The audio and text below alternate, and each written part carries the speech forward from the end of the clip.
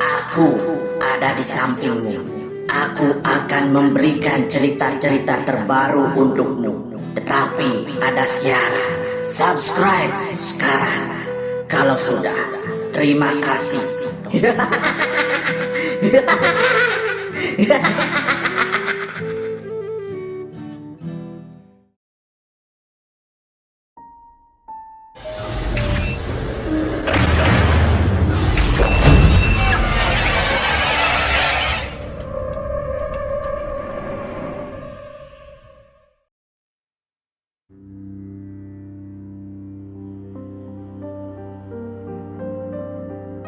Hari ini Tisa lembur.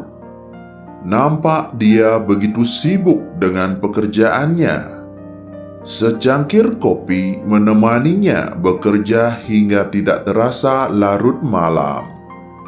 Tisa adalah karyawan swasta. Dia bekerja sebagai seorang akuntan. Setiap akhir bulan, dia harus mengkalkulasi keuangan perusahaan, baik itu pengeluaran maupun pemasukan.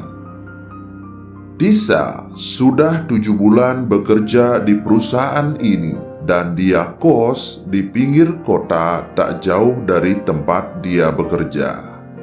Tisa hanya membutuhkan waktu tempuh 15 menit dengan berjalan kaki menuju tempat kerja.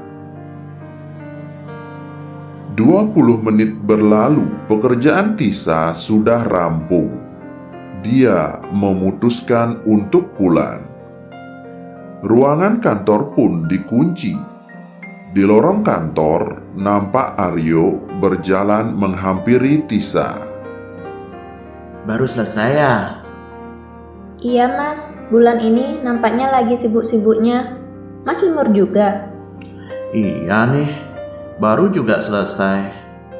Ngomong-ngomong, Mas antar Tisa pulang ya. Gak baik loh, cewek jalan sendiri malam-malam. Apalagi banyak orang jahat akhir-akhir ini. Makasih mas, tapi saya sudah terbiasa pulang sendiri. Gak pernah ada masalah kok.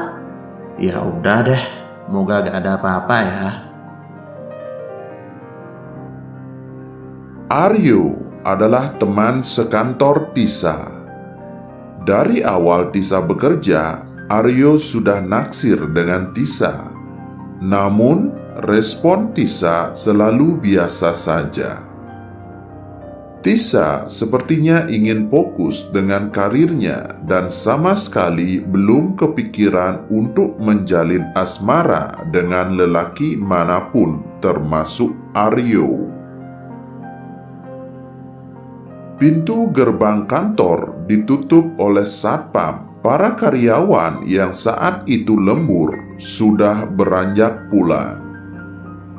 Tisa berjalan pulang, sedangkan Aryo hanya memperhatikan Tisa dari kejauhan.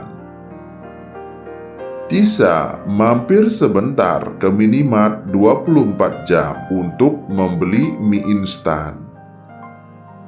Kemudian, Tisa menuju gang yang biasa dilewati. Namun, di gang itu ada sekelompok lelaki yang sedang berkumpul sambil minum minuman keras. Tisa tidak berani lewat gang tersebut dan memutuskan lewat gang sebelah. Gang sebelah nampak sunyi dan gelap. Tisa pun berjalan pelan-pelan dengan perasaan was-was. Tepat di depan rumah kosong, Tisa melihat anak kecil yang sedang bermain bola. Anak itu bermain bola sendiri. Kemudian, bola yang dipakai bermain menggelinding ke arah Tisa. Tisa pun tersenyum dan memberikan bola tersebut kepada anak itu. Saat akan memberi bola, tiba-tiba bola berubah menjadi kepala perempuan yang tertawa cekikikan. Anak yang tadinya berwajah manis tiba-tiba berubah menyeramkan dengan wajah berlumuran darah. Tisa pun berlari berbalik arah. Kayaknya emang harus lewat gang biasa deh, daripada ketemu hantu. Tisa memberanikan diri melewati gang yang biasa dilewati. Nampak para lelaki menggodanya, namun betapa terkejutnya saat melihat Aryo nimbrung di sana. Mas Aryo belum pulang? Belum, Tis. Mau nongkrong dulu sama teman-teman. Oh gitu ya Mas. Ternyata Mas punya teman di daerah sini toh? Iya, Tis. Mereka semua teman-temanku. Ngomong-ngomong, kenapa kamu keringetan dan ngos-ngosan begini? Habis dikejar begal ya? Tisa pun menceritakan kejadian yang dia alami tadi. Tisa masih ketakutan dengan kejadian tersebut. Aryo pun berinisiatif mengantar Tisa pulang. Tisa pun menerima tawaran Aryo. Setibanya di kos, Tisa berterima kasih kepada Aryo. Aryo pun cuman tersenyum. Keesokan harinya, Tisa dan Aryo makan siang bersama. Aryo menceritakan tentang rumah kosong yang semalam dilewati Tisa. Dulu, tahun 1990-an, pernah ada keluarga yang tinggal di sana. Keluarga itu adalah keluarga Pak Diki. Namun, suatu hari kejadian tragis menimpa keluarga Pak Diki. Satu persatu anggota keluarganya meninggal tak wajar. Istrinya menjadi korban kecelakaan dengan kondisi kepala yang terputus. Kemudian anaknya tewas terbakar di dapur. Pak Diki tewas dibunuh oleh perampok yang menyatroni rumahnya. Pak Wawan, adik Pak Diki, pernah mendiami rumah itu.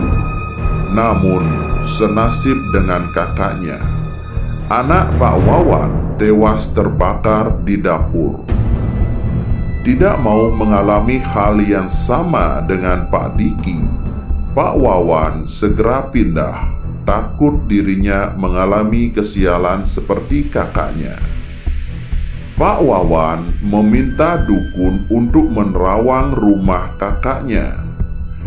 Dukun mengatakan kalau rumah itu dipasang santet oleh pesaing bisnis Pak Diki. Santet itu dipasang agar semua keluarga Pak Diki tewas jika tinggal di rumah itu. Sejak saat itu, rumah menjadi kosong. Pernah beberapa kali ditempati, namun tidak sampai sebulan rumah itu kosong lagi. Warga sekitar yang tinggal di gang itu pun sering melihat penampakan dan sering mendengar suara-suara tangisan di dalam ruangan, padahal rumah itu kosong. Mendengar cerita itu, Tisa menjadi takut pulang malam-malam jalan kaki lewat gang.